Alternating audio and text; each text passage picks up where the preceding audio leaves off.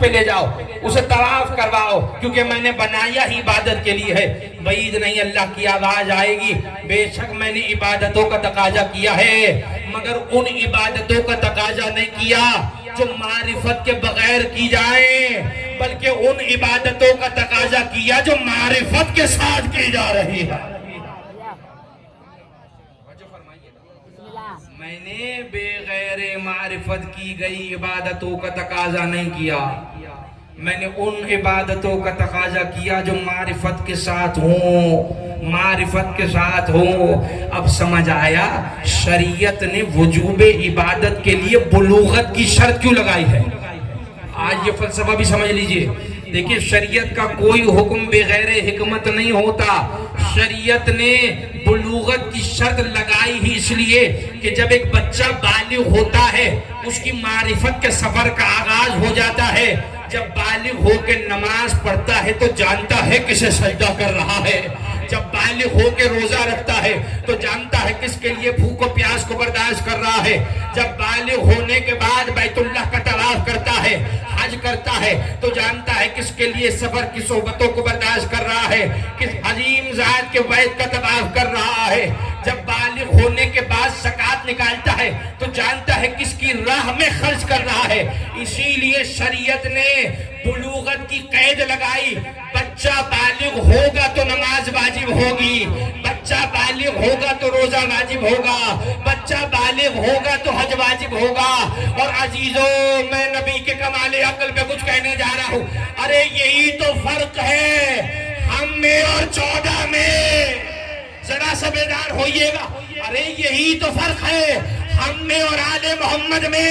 ارے ہماری نماز، ہمارا سجدہ بلوغت کا محتاج ہے، بالغ ہوں گے تو نماز پڑھیں گے، بالغ ہوں گے تو سجدہ کریں گے، اور آل محمد ہے جو دنیا میں آتے ہی خدا کو سجدہ کر دے۔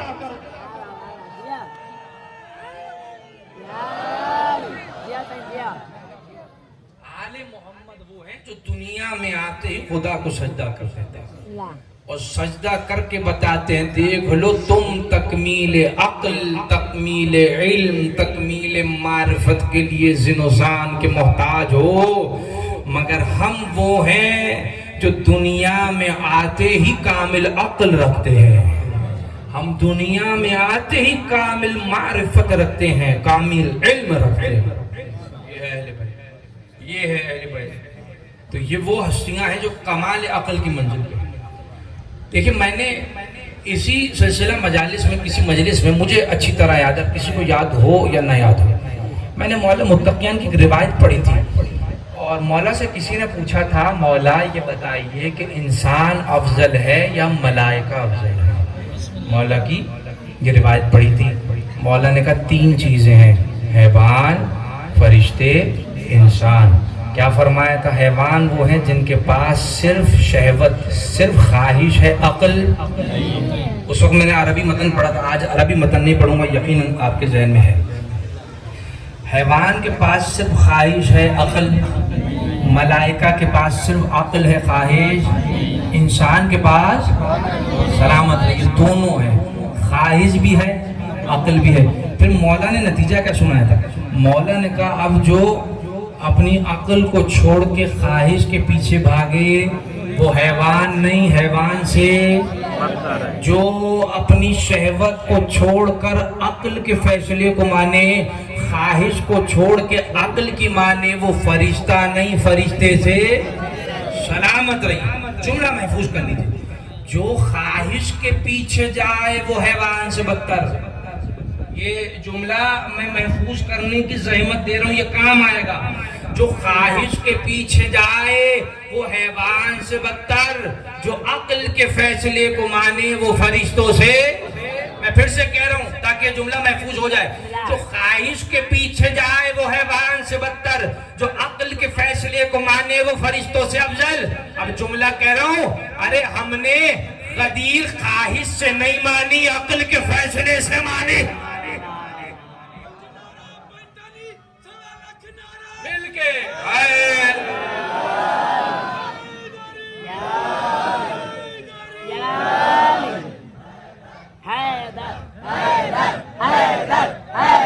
सलामत रखे। मिल के सलावत भेजिए आवाज़ बुलंद।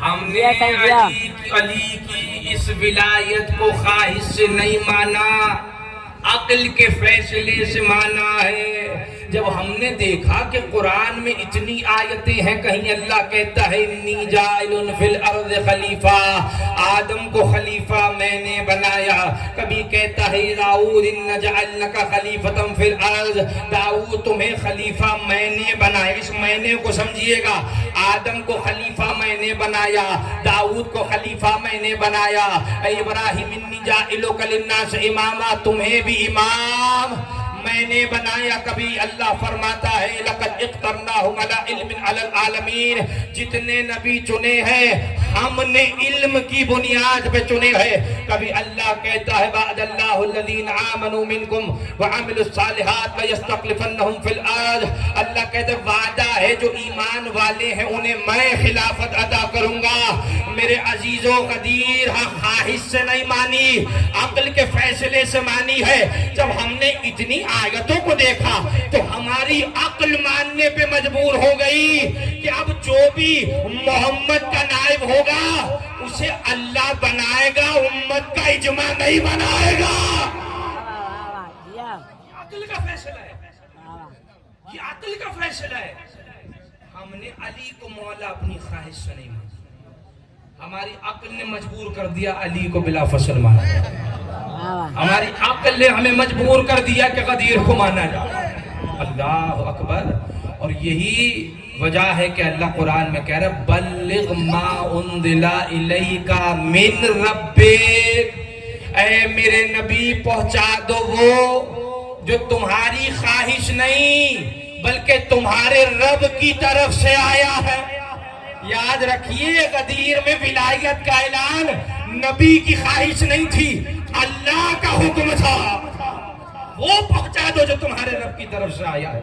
ये नबी की ख्वाहिश नहीं थी, ये नबी की ख्वाहिश नहीं थी, ये अल्लाह का हुक्म था। यही वजह जब ऐलान विलायत के बाद खेमे में बैठे हुए थे, नौमान फहरी ने आके कहा, सुना है ना सबने नाम नौमान फहरी का, आके कहने लगा कि ऐ मोहम्मद मुस्तफ़ा, आपने कहा अल्लाह को मानो, हमने मान लिया। आपने कहा कुरान को मानो, हमने कुरान को मान लिया। आपकी नबूवत का इकरार कर लिया। आपके कहने पे हमने फरिश्तों को मान लिया। आपके कहने पे हमने जन्नत जहन्नुम सब कुछ मान लिया। ये अली के विलायत को दीन में शामिल करने की क्या जरूरत है? आपके कहने पे इतना कुछ माना, एक हमारे भी मान लेते, तवज्जो नहीं फरमा रहे। आपके कहने पे इतना कुछ माना, एक हमारी भी मान लेते। नबी ने फरमाया कि मैंने अपनी मर्जी से नहीं किया, मैंने खुदा के हुक्म से किया है। जैसे ही नबी ने कहा ना ये काम मैंने खुदा के हुक्म से किया है, मन कुन तो मौला, मैंने अपनी मर्जी से नहीं किया है बल्कि मैंने ये काम खुदा के हुक्म से किया है। जैसे ही सुना खुदा का हुक्म है, रिवायत कहती है खैमे से ये कहता हुआ बाहर निकला, अगर ये वाकईतन खुदा का फैसला है तो अभी मुझ पे आजाब नाजिल हो जाए। रिवायत कहती है खैमे से बाहर निकला था, आसमान से एक पत्थर आया, चीरता हुआ निकल गया, वही हलाक हो गया। नबी की निगाहों के सामने आजाब का निशाना बन गया। तवज्जो फरमा रहे, नबी की निगाहों के सामने आजाब का निशाना बन गया। अब सुनिए कुरान की आयत, सूरह अनफाल की 33वीं आयत है। अल्लाह कहता है मा कानल्लाहु लियुअज़्ज़िबहुम व अंत फीहिम, ऐ मोहम्मद मैं इन्हें आजाब नहीं दूंगा क्योंकि इनके दरमियान तुम मौजूद हो। मैं इन्हें आजाब नहीं दूंगा क्योंकि इनके दरमियान तुम मौजूद हो। सूरह अनफाल की 33वीं आयत है, जाके आप तस्दीक कर लीजिएगा। आयत का पस मंजर ये है कि मक्के के काफिरों ने ये कहा कि ऐ मोहम्मद अगर तुम्हारा अल्लाह वाकई हक है ना तो फिर अपने अल्लाह से कहो कि इसी वक्त हमें आजाब का निशाना बना दे। अभी पता चल जाएगा हक क्या है बातिल क्या है। अगर तुम्हारा अल्लाह हक है तो कहो कि अभी आजाब का निशाना बना, अभी पता चल जाएगा हक क्या है। अल्लाह ने इस वक्त ये आयत नाजिल की, मा कानल्लाहु लियुअज़्ज़िबहुम, ऐ नबी हम इन्हें आजाब नहीं देंगे क्योंकि इनके दरमियान तुम मौजूद हो। और सबसे बड़ी बात, अल्लाह है गनी, समझिएगा, गनी उसे कहते हैं जो मखलूक से बेनियाज होता है। अल्लाह इस बात का मोहताज नहीं कि मैं उसकी तौहीद की गवाही दूं, उसे मानूं, उसे सजदा करूं। پوری دنیا اسے مانے تب بھی اسے فرق نہیں پڑتا، پوری دنیا مل کے اس کا انکار کر دے تب بھی اسے فرق. یہی تو قرآن کہہ رہا ہے، یہی قرآن کہہ رہا ہے. سورہ ابراہیم کی آیت نمبر 8 ہے. اللہ نے موسیٰ کے جملے محفوظ کیے. جناب موسیٰ اپنی قوم سے کریں قَالَ ان تکفروا انتم ومن فی الارض جميعا، اے میری قوم والو تم یا روئے زمین پہ موجود ہر شخص بھی خدا کا انکار کر دے، ان اللہ غنی حمید، تو اللہ تم سب سے بے نیاز ہے، وہ اس بات کا محتاج نہیں کہ تم اس کی توحید کی گواہی دو، تم مانو نہ مانو اسے فرق نہیں پڑتا. تو وہاں انہوں نے توحید کا انکار کیا، اللہ نے کہا تم ہو میں عذاب نازل نہیں کروں گا. لیکن وہی نبی غدیر میں موجود ہے، نگاہوں کے سامنے نعمان فہری کو عذاب کا نشانہ بنا دیا گیا. فرق سمجھیے گا، وہاں انکار توحید تھا، یہاں انکار ولایت ہو رہا ہے. جملہ کہہ دوں، اللہ غنی، کوئی اس کا انکار کرے اسے فرق نہیں پڑتا، مگر وہ علی کی ولایت کا انکار برداشت نہیں کرتا. اللہ نے نعمان فہری کو عذاب کا نشانہ بنا کے بتا دیا، میں اپنے دشمن کو چھوڑ سکتا ہوں، علی کے دشمن کو نہیں چھوڑ.